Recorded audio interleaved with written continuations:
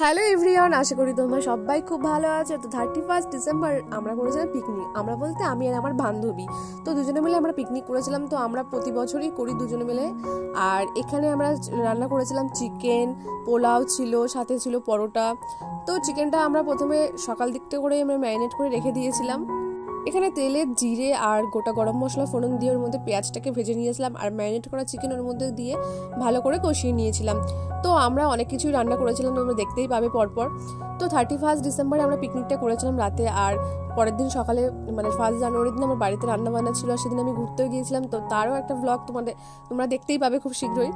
তো এখানে চিকেনটা ভালো করে কষিয়ে নিয়েছিল আমার বান্ধবী, আর ও খুব সুন্দর রান্না করে। প্রতি বছর ওই রান্না করে, আর সমস্ত পিকনিক হলে আমার ওই রান্না করে, কারণ ওর হাতের রান্না খুবই টেস্ট।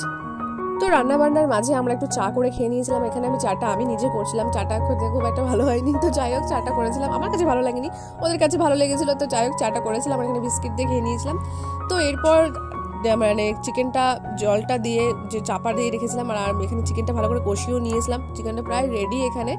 আর এর সঙ্গে আমরা পোলাও করেছিলাম, তাই চালটাকে জল ছড়িয়ে ওর ভেতরে ঘি দিয়ে, হলুদ দিয়ে আর নুন দিয়ে ভালো করে মাখিয়ে রেখেছিলাম। আর এরপর পোলাওটা চাপিয়ে দিয়েছিলাম, আর এখানে আমাদের চিকেনটা পুরো রেডি একদম। আর খেতে খুব টেস্ট হয়েছিল, দেখতে যতটা সুন্দর লাগছে খেতেও খুব টেস্ট হয়েছিল। আর এখানে আমি ময়দাটা ভালো করে মেখে আমি এখানে বেলে রেখেছিলাম, আর সুন্দর করে ও পরোটাগুলো ভেজে নিয়েছিল, আর আমরা দুজন মিলে একটু খেয়েও নিয়েছিলাম। পিকনিকের মাঝে যেটা হয় আর কি। তো আমাদের এখানে সমস্ত রান্নাবান্না রেডি। আর তোমাদের নতুন বছর কার কেমন কাটলো অবশ্যই কিন্তু কমেন্টে জানিও। আর আমার ভিডিওটা ভালো লাগলে অবশ্যই কিন্তু একটা লাইক করো। আবার দেখা হবে নেক্সট ব্লগে। সবাই ভালো থেকো, সুস্থ থেকো, টাটা।